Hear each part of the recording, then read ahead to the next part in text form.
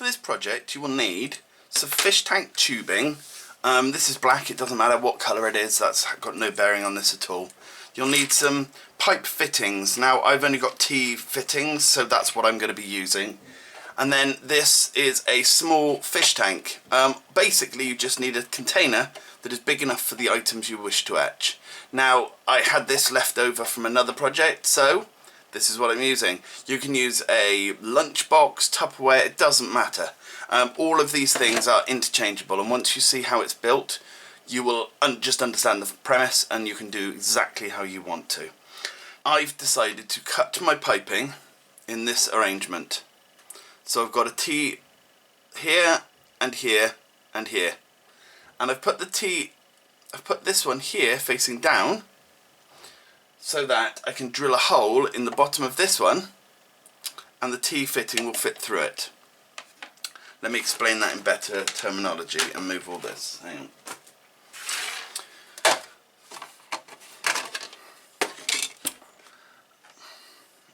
I've cut mine into this arrangement. So I've got a T fitting here, here and here. And what the plan is, I'm going to get a fish tank pump and pump air up through this fitting here and then around this whole area, and I've made holes just randomly in the tops of this pipe. Now the T fitting here, I'm going to drill a hole out of the bottom of this and it's going to fit in like this. So if you have a look, this little bit here is in exactly the right place, so I can now drill this out and I can connect my fish tank pump to that. And what this will do is, when I'm now ready to etch something, I can fill this with etchant, obviously making sure that this hole is waterproofed. Fill it with etchant and then I can blow bubbles through the etchant, which agitates it, and it makes etching so much quicker. I mean, it's probably 200 times quicker, if not more. I've seen lots of people doing the rocking backwards and forwards method. I've seen it done in Ziploc bags, etc. This, I came up with this idea when I was about 10, and that's how I've done all my etching up until I did the etching project for my wife's birthday, which you can have a look at just there. But that took me ages, because that is the first time in 20 years that I haven't used the bubble method, and because of that I just couldn't even remember how to properly etch, you know. So this is the way I usually do it, but I've lost the little container I used before, so I thought I might as well upgrade it and design it a little bit differently and then show you guys how to. So my next job, after you've made something like this, it can just be a complete loop. It doesn't matter. You could, if you've got none of these T-junctions, you could actually take a straight piece of hose pipe, you could fill the end with hot glue, pierce holes all the way along it, and then have this end connected directly to the pump. And that will be enough of an agitation. That will be better than anything you could do with your hands rocking it backwards and forwards. So basically work with what you've got. As I say, I made it in this arrangement so that the bubbles come all the way around and across, so I've sort of got a complete area of agitation. It may or may not work better, I don't know, I haven't tried it yet. So now I need to drill out a hole here. Let me pick that up. It used to have a little palm tree in, I know, cute, hey? So whenever drilling out plastic, the best thing to do would be to stick a piece of tape across it, some sellotape, some plastic tape of some kind, and then your drill will have something to stick to. And it's good for like when you're drilling into tiles as well. Otherwise your drill bit will slip all around. Putting a little bit of tape there just gives it enough traction to drill what you need. But this has already got a little hole in, so I'm going to just get a drill bit that will fit into that and work from there. Okay, so this drill bit is the exact right size.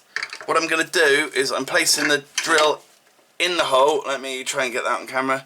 In the hole, as you can see, and I'm not going to push down hard, but I'm going to put my drill on maximum speed so it cuts through it rather than pushing through, because I obviously don't want to crack the plastic.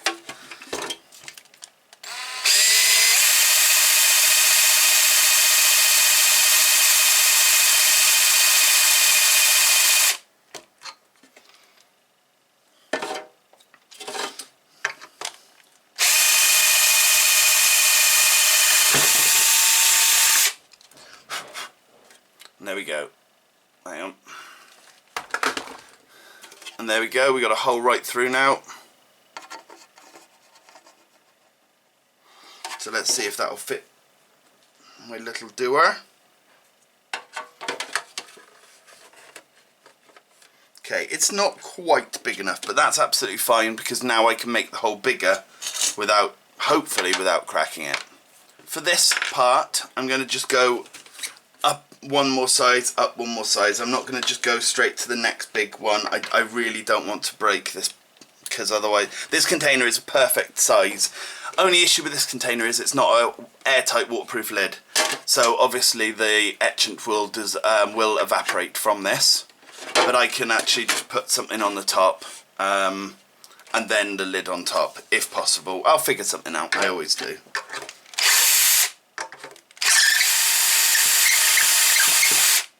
What a lovely sound.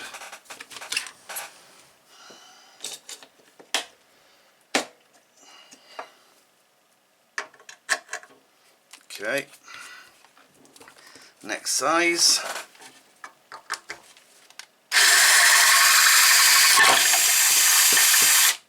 Right, instantly I went up one, well, I went against what I said and I went up another size, so I went up 2 sizes and I didn't crack it luckily, but I snapped a bit off from the underside, which isn't a problem, but that could have gone really badly. Do a test. Nearly, very nearly. So going just one size up. But this is 0.5. We'll see. If I do end up breaking it, as I say, it only cost about £4 for the container, but I wouldn't buy another one. I'd just find something else that's usable if I couldn't fix it.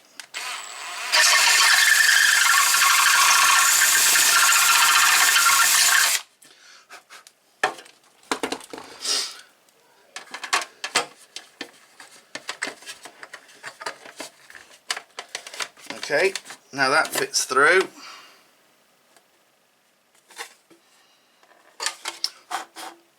And I'm going to attempt to snap this piece off.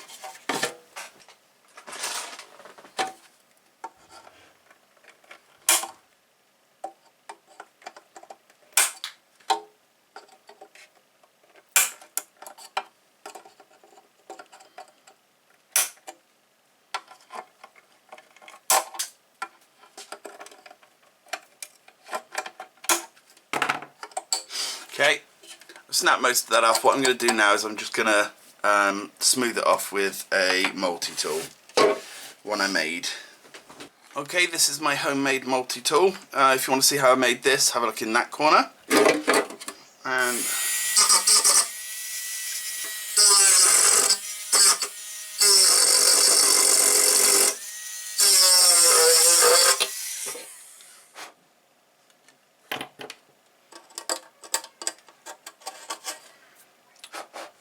okay. So now that's all been smoothed off nicely. There is a few cracks, so I'm going to have to do a bit of damage control.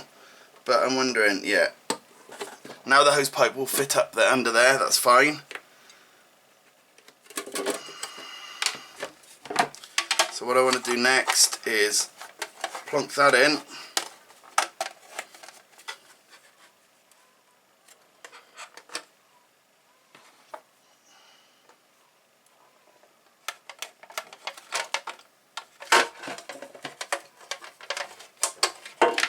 What I'm going to do is I'm going to place a piece of pipe up under here, pop that inside it, which is easier said than done. See, oh, actually, you know what? These pipe fittings are so tight. But I'm going to place a pipe on here. That can go through the hole, and then I'm going to add another T-junction to that, I think. Just checking all my joints. So I'm getting old. Funny.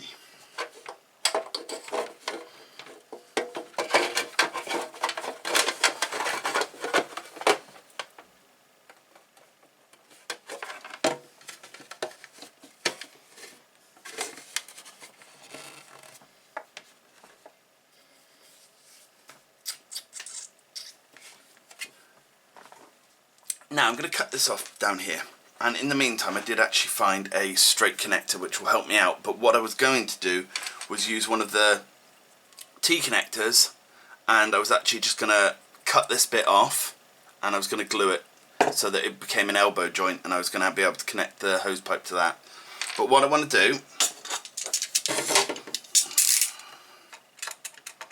I'm going to cut this off here.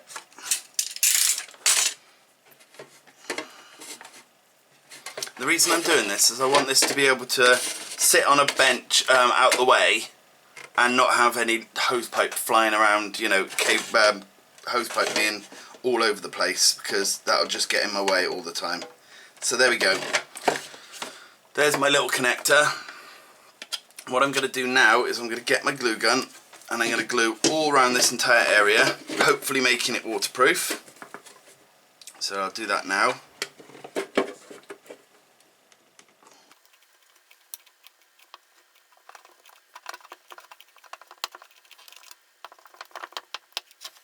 Okay, I would have preferred to have used more glue than that, but I've run out of glue gun sticks. I've probably got some somewhere, but I can't think where. So that'll have to do for now. Okay, so that's dried now, or dried enough. What I'm going to do next, I wish I had enough to put around there. What I'm going to do now is I'm going to go and get some water. We'll see if this is watertight or not. Now, it actually lifts itself up at the moment because of this pipe. But once it's got water in it, or etchant in it, it shouldn't do that. But I'm hoping this will be waterproof. We shall soon see. Before I put any water in here, what I'm going to do when I've got some more glue gun sticks is I'm going to glue gun around this area here to make sure it's definitely waterproof, right in there. And then I'm going to glue gun this and this down to the sides. Now if you had a straight one, you can you don't have to make this piping out of anything. You could actually just buy some bubble stones like this, but you can get them long, you can get them certain different shapes, but I only have little ones like that, and I wanted to make something that was a bit more encompassing. But and also I like to build stuff for free rather than spending any money if possible. So I'm going to try this now to see if it's waterproof.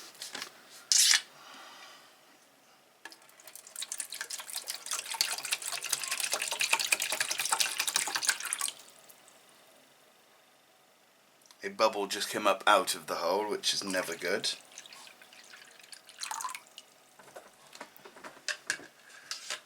Okay, so far so good.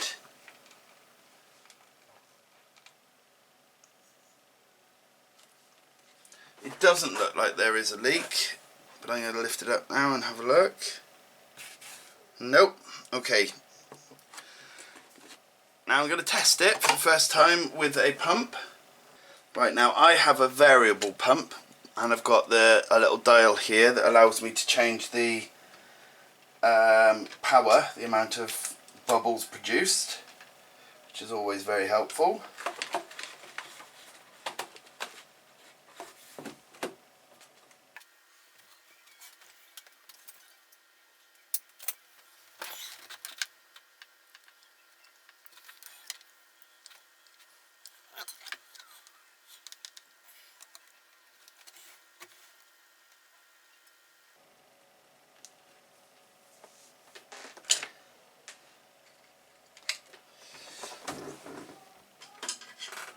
Plug it in, and 3, 2, 1. Let's move this over a bit. Now this is on the lowest setting. Okay, so that's the lowest setting.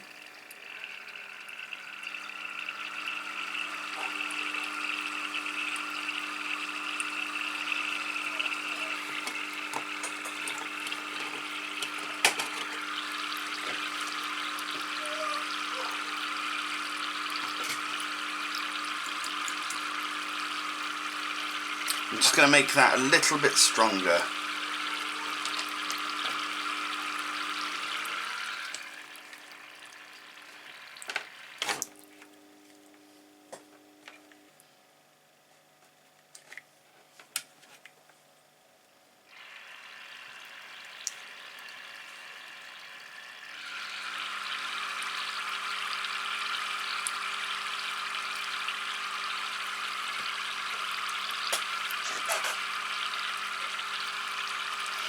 As you can see, we haven't got much activity around this side. So what I might have to do is make these holes a little bit bigger along this edge. So I'll do that next.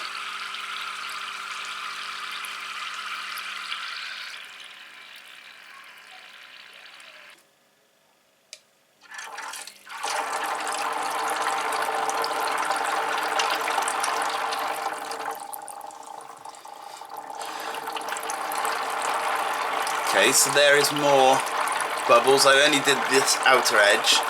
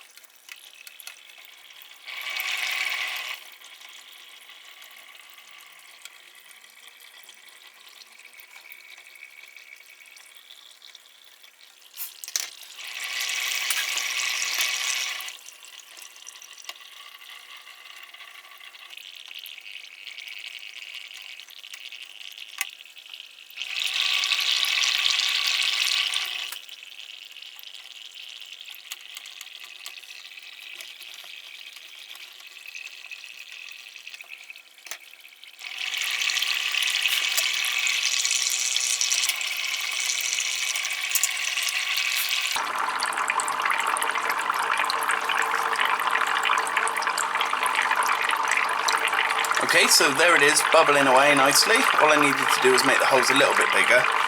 And what I'm going to do next is add the etchant, and we'll find something to etch.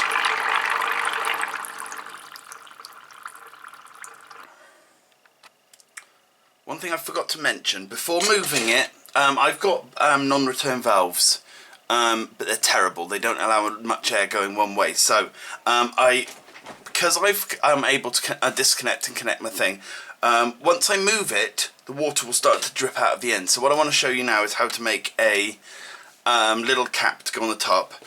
If you take a tiny bit of your hose and heat it up, it shouldn't take much heat, and then take a pair of pliers and squeeze the end. And now you have a closed off end. And there we go, you've got yourself a stopper, so your actual etching station will not leak now if you move it around.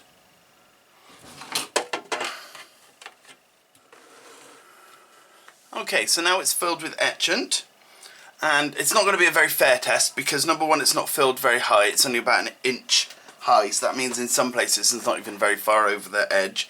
And I'm also using a CD writing pen to just write on a piece of copper. Also, this hasn't been cleaned, smoothed or anything, so it's a really unfair test. But I'm just going to use this because I just want to show how quick it can be. And what I'll do is I'll put the lid on and we can keep checking. Isn't that handy? It opens up, hang on. The deeper you want your etching, so say if this was a solid piece of copper, it's not, it's just PCB board, well, copper clad board. But if you wanted it very, very deep, then obviously leave it longer and have more strength bubbles, you know, more an intense bubbling. The thinner say if you're doing a circuit board and you've got very thin wires, well, tracks on it, then you want it to be less aggressive and check it more often. I did a test when I first ever made one of these because it was for making circuit boards when I was younger, and I had a very thin trace all the way up to a very fat one, and I put it in and I tweaked it and so on, and I found that changing the ferocity of the bubbles, I could really make a difference in how neat I wanted the traces and how quick I wanted it done if it was big and so on. What I'm going to do is I'm just going to dip this in like that, close the lid, it's handy, and now the reason I put a lid on is it does splash, only tiny little bits, but after a while your whole desk will be covered in things like this. It goes black after a while if you don't leave the lid on. In my video for my wife's present for my son, which you can see up there, I placed it on a piece of polystyrene, and that meant it was lying directly on the surface of the bubbling water. Well, the water, there was no bubbling then. And if I'd done that this time, it would have already etched, but I'm just trying to get it in the stream of some bubbles to make it etch a little bit quicker. Okay, let's do our first actual proper look at it. Okay, and as you can see, it's started to, let me lift it up, take areas off. It's getting close now to finishing.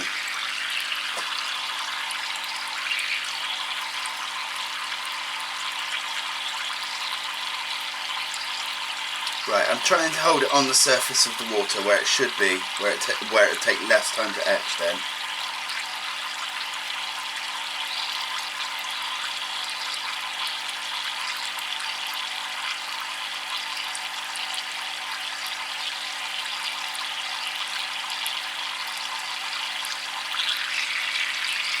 There you go, you'll already see, because I put it on the edge of the water, like the surface, it takes such a little amount of time to etch if you can get it on the surface. Which is what I should have done from the first moment, you know.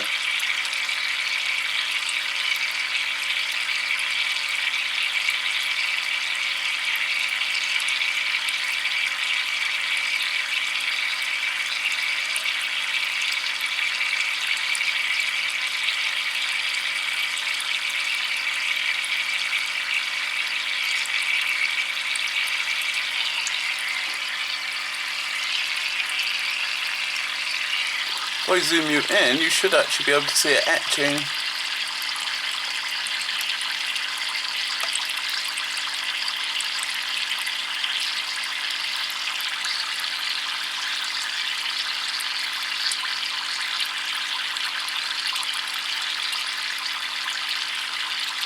This is not sped up or anything, this is actual speed. But you should physically be able to see it slowly taking bits off. I'm not sure how the pen's going to hold up to this kind of abuse, but we'll soon find out. Can you see over in this corner, over here, where that bubble's just hitting it and it's just starting to take bits off. But it literally, this is as fast as it goes. But you need to just lay it on the surface, like just below the surface, not on the surface.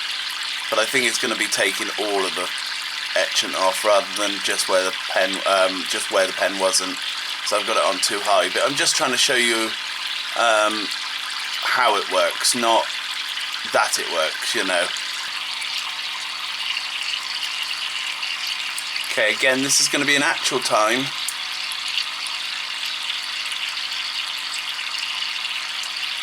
Let me turn it around now, hang on.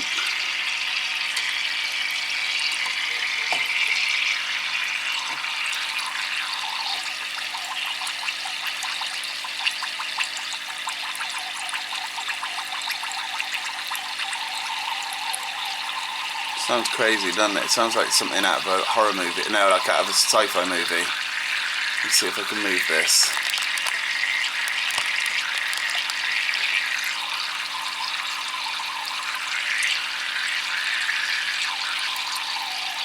You need it to be like that. That's the sort of the best way when you see the bubbles coming up and trying to go round it. But to prove how fast it is, you can just see how it's just like etching, it's taking bits away.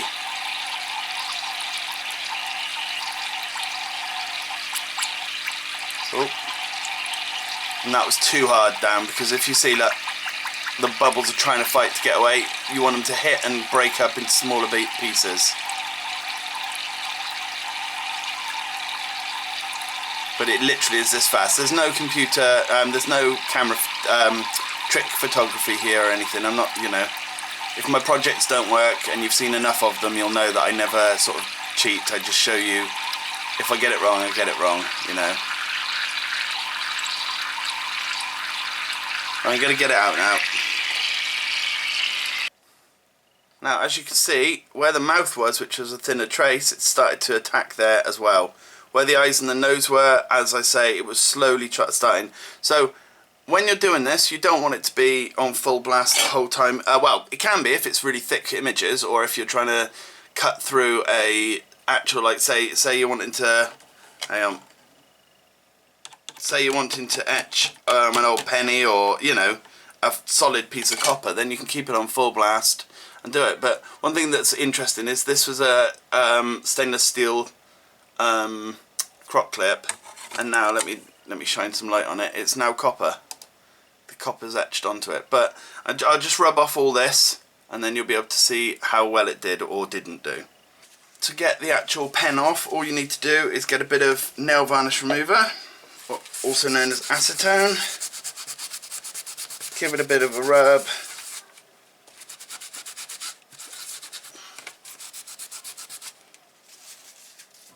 And there we go. It's not fabulous because it's, you know, it was done with pen and it was done on extremely high, and this is where the croc clip was holding on. It works pretty damn effectively. It's extremely fast. You just got to keep your eye on it if it's going to be smaller tracks and, you know, lines and so on, and if it's very, very detailed. If you're trying to cut deep into some copper, then you just leave it on bubbling on max and just check on it every now and again. Anyway, thanks for watching, and there'll be another video out very soon. Bye!